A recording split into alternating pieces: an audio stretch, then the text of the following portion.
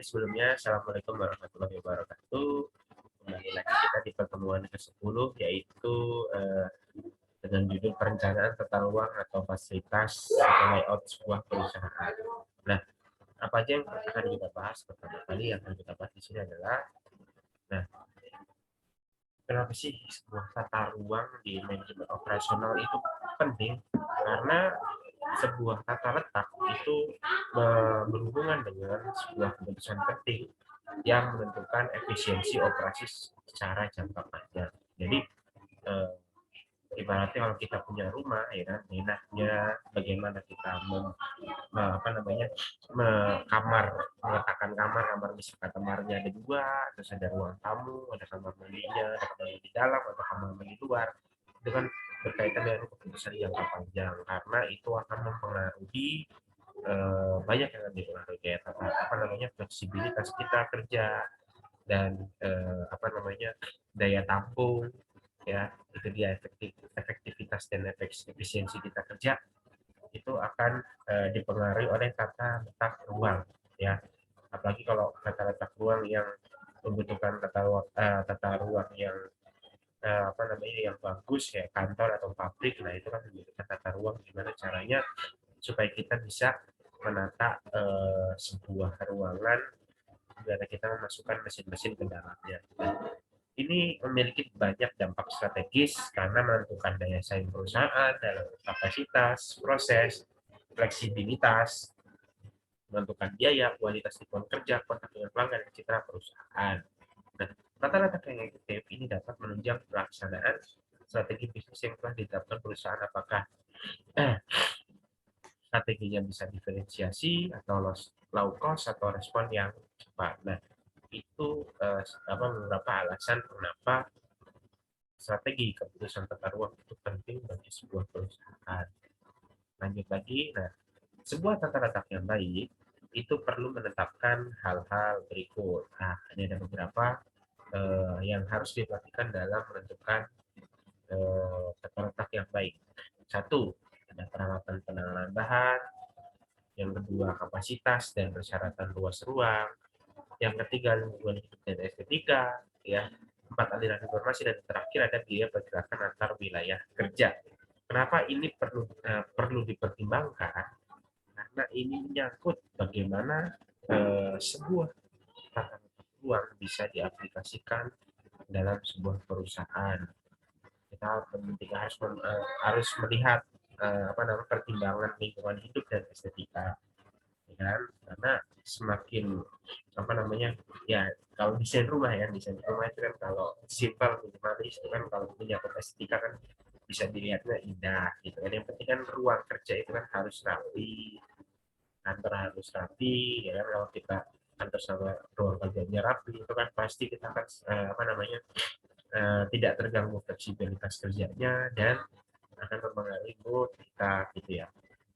Itu kenapa estetika sebuah tata letak itu penting, tata ruang. Nah, aliran informasi, ya kan, itu kan harus tata letak ruang itu kan harus apa namanya, mempertimbangkan. Ya, kita kan kadang kalau kita kerja itu kan kita membutuhkan apa namanya, kerjasama antar departemen. Gimana caranya bisa aliran informasi ini, apa namanya, orang kan bolak-balik nih, yang dokumen ke departemen A, departemen B. Nah, gimana caranya nggak terganggu sehingga aliran informasi ini bisa lancar, ya. Jangan sampai karena kata-kata ruang yang apa namanya, katakanlah eh, kantor HRD sama kantor keuangan atau kantornya aplikasi itu berjauhan, sehingga apa namanya, mengganggu aliran informasi karena harus menuju jarak yang jauh dulu kayak atau gimana gitu kan. Jadi kita nggak fleksibel dalam bekerja gitu ya. Itu beberapa alasan pentingnya, apa namanya, alasan yang perlu diperhatikan dalam menentukan sebuah tata letak ruang yang baik. Nah, kalau dilihat dari bentuknya, tata ruang itu ada dua jenis, yaitu bangunan berlantai tunggal dan bangunan berlantai tingkat. Setiap jenis bangunan ini memiliki kelebihan dan kekurangan. Baik, kita bahas dulu yang pertama, bangunan berlantai tunggal, ya. Keunggulannya, kelebihannya. Fleksibel, lebih mudah diperluas karena dia tidak tergantung pada fondasi, dan nggak perlu bongkar pasang fondasi, hingga kalau memperluasnya, kalau itu jadi lebih mudah gitu ya. Yang kedua, pergerakan material dan manusia lebih murah dan mudah. Kenapa? Karena kita nggak perlu bangun tangga, kita nggak perlu bangun lift untuk pergerakan gitu kan. Jadi tinggal memperluas saja ya. Yang ketiga, cocok untuk peralatan berat. Seperti yang kita tahu, kalau di pabrik-pabrik kita kan memerlukan mesin-mesin berat, dan mesin berat itu ya tidak cocok kalau ditaruh di lantai tingkat, karena namanya aja mesin berat gitu kan.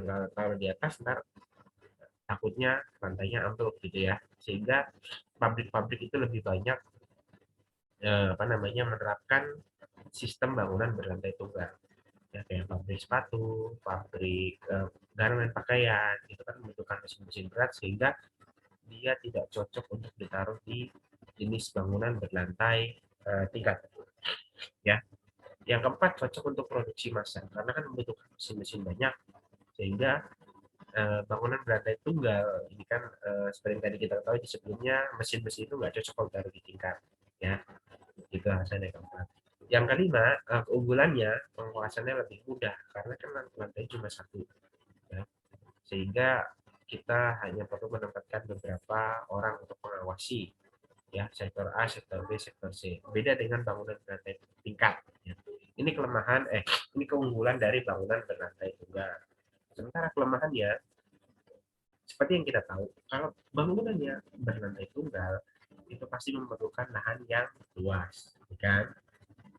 Nah, yang kedua, penerangannya itu harus cukup ya. Nah, ini alasan yang kedua, penerangan harus cukup karena ini lantai tunggal itu kan nggak seperti eh, apa namanya lantai tingkat. Lantai tunggal kita kan harus perlu membangun jendela yang banyak, sehingga penerangan harus cukup. Yang ketiga, ventilasi dan AC harus cukup. Dan yang keempat, sisi estetik atau estetikanya kurang karena standar standar aja kalau bangunan berlantai tunggal gitu ya. Nah, yang kedua, jenis bangunan yang kedua ada bangunan bertingkat. Kalau bangunan bertingkat itu keunggulannya nggak memerlukan lahan yang luas karena dia kan naiknya ke atas, bukan melebar ke samping dan kiri gitu ya. Yang kedua, itu lebih cocok bagi perusahaan jasa. Perusahaan jasa gitu kan, karena akses ya lebih banyak, mondar mandirnya, tenaga kerja harus mondar mandir dan sebagainya macamnya, itu dia nggak cocok kalau pakai bangunan berlantai tunggal. Dia lebih cocok untuk bangunan bertingkat. Kenapa? Karena bolak baliknya bisa kebeli, bisa tangga gitu ya. Karena dia nggak membutuhkan mesin yang banyak. Nah, makanya si perusahaan jasa ini lebih cocok untuk bangunan bertingkat. Yang terakhir, bangunan lebih menarik untuk konsumen dan motivasi karyawan. Ya, tentu saja kalau bangunan tingkat memang kesannya futuristik dan homey banget, atau milenial gitu ya. Baik, itu tadi keunggulannya, sekarang kita kekurangannya di bangunan bertingkat. Nah, seperti yang kita tahu, investasi bangunan untuk bangunan bertingkat itu cukup tinggi dan mahal. Karena kita harus, kalau untuk mau nambah lantai lagi, kita harus merubah fondasi yang ada di bawah. Ya, sulit diperluas karena kita cuma bisa menambah tinggi, dan penanganan material lebih sulit karena katakanlah misal ada pabrik dia nggak pakai bangunan berada itu nggak pakai bangunan bertingkat ya, penanganan material lebih sulit karena kita mondar mandirnya itu pakai tangga, mengadakan tangga dan elevator gitu ya, karena harus bolak balik tiap lantai sih. Nah, yang keempat, penerangan alam berkurang karena kita nggak bisa pakai penerangan natural, karena kan kalau gedung seperti yang kita ketahui ya, atasnya kan tertutup sama lantai yang di atasnya gitu. Jadi penerangannya hanya harus mengandalkan lampu banyak. Nah, coba deh kalau kalian ke gedung kita, karena kalau di gedung kuliah kita di lantai 10 ya, itu kan penerangannya, ruangan nggak semuanya tercover sama jendela, jadi kita harus mengandalkan lampu gitu ya. Pengawasan cukup sulit karena setiap untuk mengawasi kita harus menempatkan satu orang satu lantai, kan nggak mungkin bolak balik naik turun ya kan. Nah, itu pengawasan cukup sulit kalau di bangunan bertingkat. Nah, yang terakhir, masalah keamanan akan semakin tinggi bangunan, maka masalah keamanan dan keselamatan juga muncul akan semakin besar. Karena kenapa? Ya tadi dibilang kita memerlukan banyak pengawas dan risiko keselamatan ya kan, kalau ada gempa bumi atau ada kebakaran itu kan, kalau gedungnya semakin tinggi itu akan semakin risiko keselamatan akan semakin besar gitu ya. Itu kelemahan dari jenis bangunan bertingkat. Nah, ada juga kalian harus tahu pentingnya sebuah gudang penyimpanan. Nah, kenapa gudang penyimpanan itu penting? Kita harus tahu dulu nih fungsinya sebuah gudang, gudang penyimpanan itu untuk menyimpan tempat tempat menyimpan material baik bahan baku, bahan setengah jadi atau maupun barang jadi yang siap dikirim ke pelanggan. Ya. Bahan baku kalau mau digunakan untuk produksi ditaruhnya di gudang. Barang setengah jadi yang akan diolah untuk jadi barang jadi disimpannya di gudang. Barang jadi yang siap dikirim ke pelanggan juga disimpannya di gudang. Ya. Jadi si gudang ini tergantung sama besarnya sebuah produk. Ya.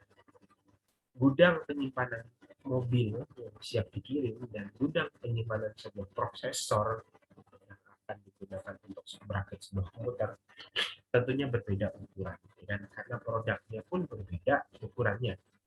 Jadi nasi gudang penyimpanan ini besarnya kalau di menyangkut tentang tata ruang itu apa namanya, tergantung dari besarnya si produk ini ya, sebesar apa si produk yang diolah.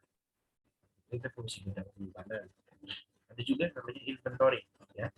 Inventory itu punya fungsi untuk memisahkan berbagai material untuk proses produksi.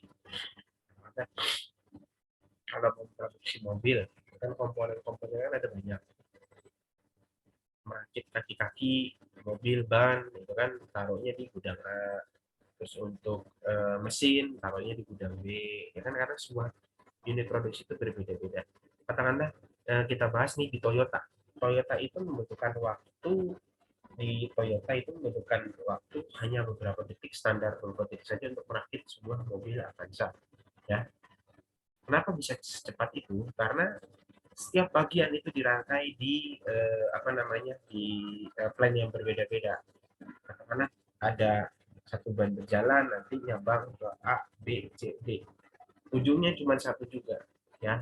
Jadi nanti dibangun masuk dari A dengan bahan-bahan jebrek masuk, terus nanti bagian A ngerangkai pintu, bagian B ngerangkai kaki-kaki, bagian C ngerangkai interior gitu ya. Nah, tentunya mereka memiliki inventory yang berbeda-beda untuk memisahkan berbagai material untuk proses produksi yang berbeda-beda pula yang tadi saya sebutkan. Yang kedua, menyediakan material untuk pilihan pelanggan. Nah, coba kalau kalian apa namanya, pergi ke sebuah toko bangunan ingin membeli bahan bangunan, menyimpan pipa-pipa, menyimpan semen, menyimpan cat, itu kan tempatnya berbeda-beda. Nah, fungsinya untuk menyortir sehingga material ini bisa lebih mudah untuk diambil oleh pelanggan. Nah, untuk memudahkan pelanggan. Yang ketiga, untuk mengambil keuntungan diskon. Kenapa bisa diambil keuntungan diskon di sini untuk fungsi inventory? Karena apa namanya, ini tadi biaya penyimpanannya kan pasti berkurang sehingga lebih efektif, nggak apa namanya, kita nggak perlu gudangnya nyari bingung apa segala macam gitu kan, jadi dipasin di inventory-nya ini A B C D E itu, sehingga kita lebih memudahkan biaya transportasi dan biaya penyimpanan untuk mendapatkan keuntungan diskon ini ya. Yang keempat, untuk menjaga pengaruh inflasi. Nah, itu fungsi inventory ya. Nah, ini tujuan si tata letak gudang itu adalah menemukan, kenapa tadi kita bahas apa namanya, tata letak gudang. Tadi kan tata letak ruang, sekarang tata letak gudang.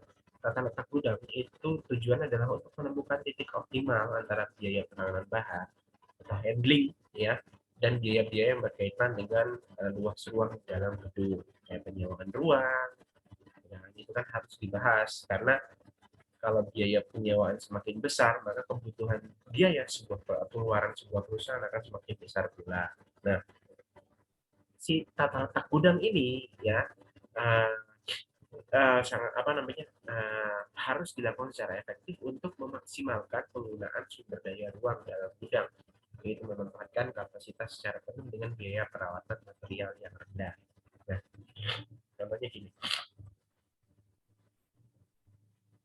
katakanlah kalian akan membangun sebuah garasi, ya, mobilnya mobil Avanza, garasinya ukurannya eh, ukurannya 10 kali 10, mobil Avanza kan ukurannya nggak segitu, ya kan?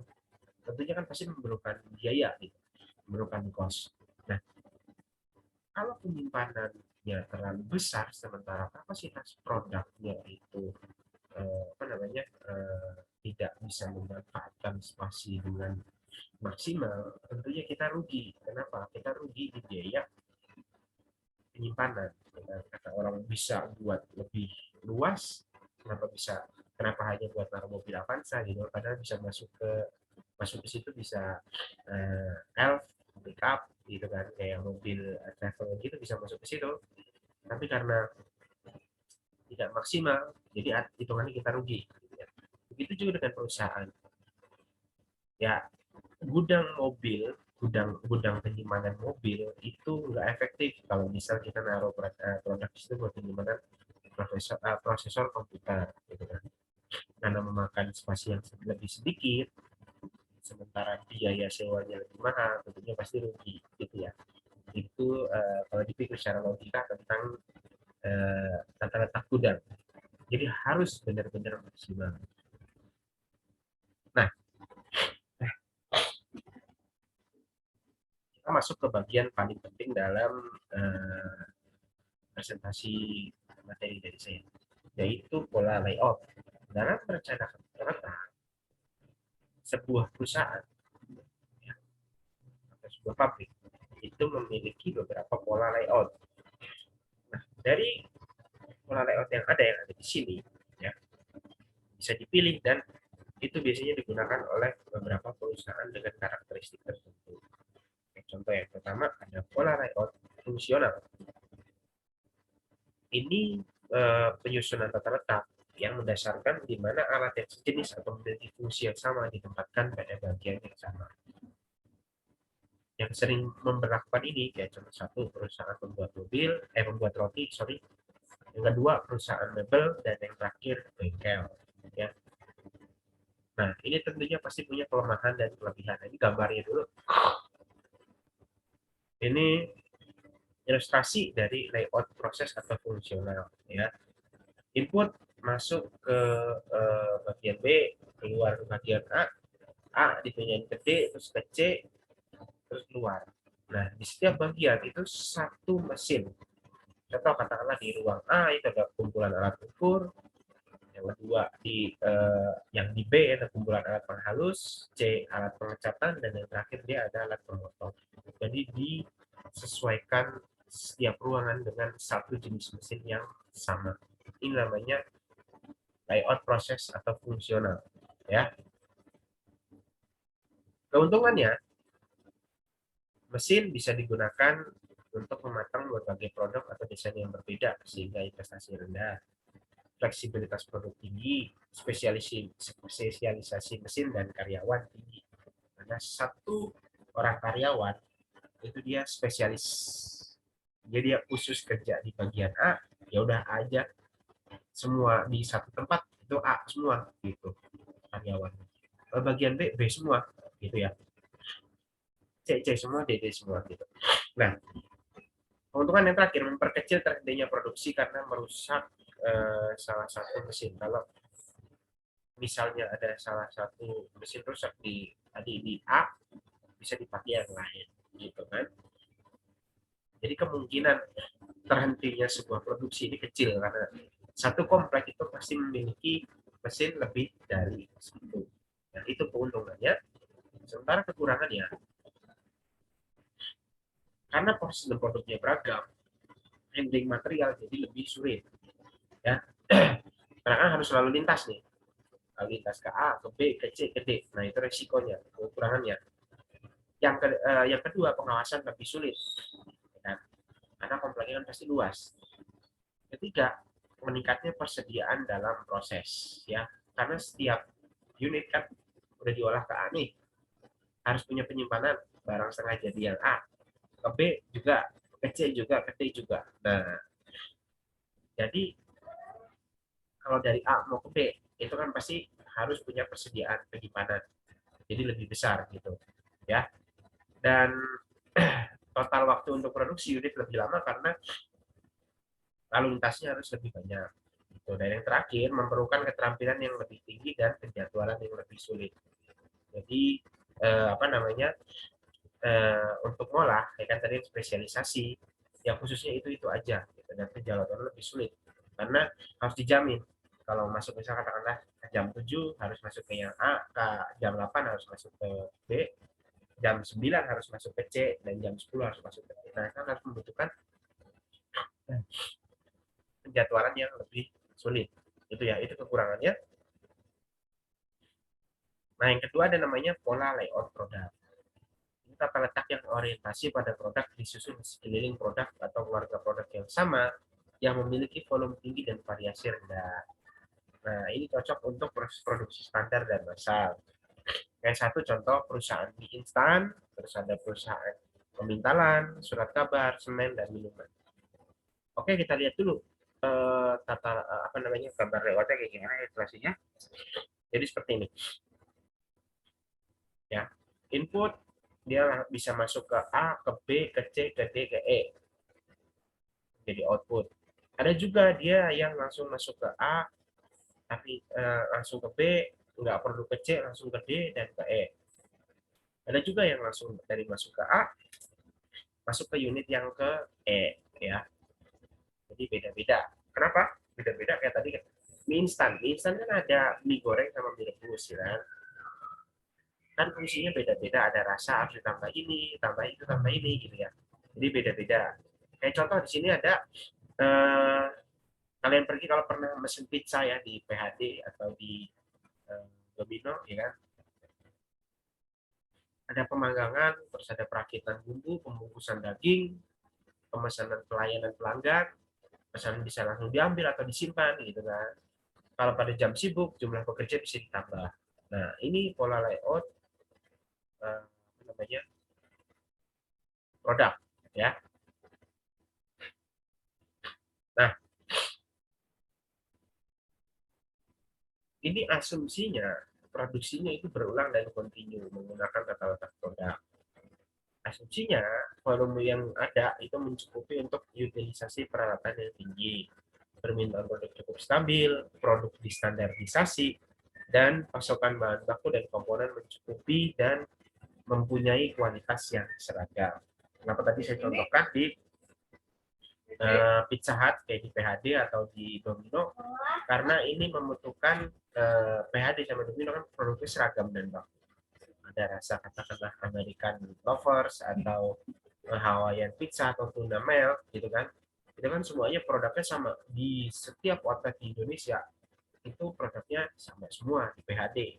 Ya karena produknya seragam, jadi kita punya SOP, punya apa namanya tata cara pembuatan produk, ya sehingga standar, jadi cukup. Oke, itu layout produk. Terus keuntungannya pengawasan lebih mudah, persediaan produk dalam proses rendah, ya kan karena dia langsung jalan terus gitu kan, nggak perlu nyimpan. Terus waktu proses atau unit lebih cepat, penjadwalan lebih mudah karena tergantung dari produk yang dipesan oleh customer ya. Kekurangan dan kelemahannya, proses produk dapat terganggu jika salah satu mesin rusak. Jadi kan satu lini tadi ya, A, B, C, D, ada yang A, B, nggak pakai C, langsung ke D dan ke E. Kalau salah satu mesinnya rusak, ya, jadi proses produk dapat terganggu. Karena kita nggak bisa sih dipindah ke lini yang lain, gitu ya. Produk tidak fleksibel terhadap perubahan, karena kita harus membangun sebuah SOP lagi kalau ada perubahan. Bikin SOP lagi, bikin resep baru, gitu kan. Dan bersifat monoton, jadi membosankan. Ya ada produk cara bikinnya gitu-gitu aja. Jadi orang cepat bosan. Ya, nggak cocok untuk orang yang cepat bosan. Ada juga pola layout kelompok. Ya, ini digunakan di saat volume memerlukan pengaturan khusus mesin dan peralatan. Ya, dalam lingkungan manufaktur, teknologi kelompok mengidentifikasi produk yang memiliki karakteristik sama dan kemungkinan tidak hanya batch tertentu. Contohnya kayak universitas sama tempat hiburan. Kalian pernah nggak ketika ingat nggak pada saat melakukan pendaftaran? Jadi kita pakai pola layout kelompok ini ya. Masuk bisa A, harus ke A, B, C, ke D. Ya, pendaftaran ya kan. Satu loket, satu loket yang lain berbeda dan melayani setiap customer yang berbeda. Itu pola layout kelompok. Nah, kebaikannya, unggulannya, pengawasan lebih mudah, posisi produk yang berbeda mudah diketahui, penjadwalan lebih mudah, handling material lebih mudah. Itu kelemahannya. Kelebihannya. Kekurangannya, investasi tinggi, butuh keterampilan tinggi, dan bisa menimbulkan persaingan yang tidak sehat. Ini pola layout kelompok ya. Ada juga pola layout posisi tetap. Nah, kalau di pola layout posisi tetap ini ya, kalau layout lain kan kita produk itu bergerak sesuai dengan tahapan produksi. Nah, di pola layout posisi tetap justru produk tidak bergerak dan bahan baku dan alat produksi yang mendatangi produk tersebut. Ya, contoh kalau produk yang bisa dimasukkan dalam pola layout ini, ya kayak produk yang nggak bisa dipindahin, resiko pemindahan dan perlu penelitian. Contohnya bengkel industri pesawat, kapal, kereta itu kan terlalu besar kalau untuk dipindah-pindah ke bagian A, B, C, D. Jadi alat-alat yang justru mendatangi si produk ini, itu ya. Nah gambarnya seperti ini. Unggulannya gerakan material minim, pengawasan mudah, kesempurnaan produk lebih terjamin, sementara kekurangannya butuh keterampilan yang tinggi, waktu proses unit lama, memerlukan ruang yang luas. Ya kan kalau mau rangkai pesawat kan harus butuh hanggar yang besar gitu ya. Itu oke, itu aja yang bisa saya ungkapkan dalam pertemuan kali ini. Ada kurang lebihnya saya mohon maaf. Mari kita tutup dengan sebuah quotes dari John D. Rockefeller. Ya, rahasia kesuksesan adalah melakukan hal yang biasa secara tak biasa. Saya Yudhistira Radita Aryoko. Itu saja yang bisa saya sampaikan dalam pertemuan kali ini. Ada kurang lebihnya saya mohon maaf. Wassalamualaikum warahmatullahi wabarakatuh.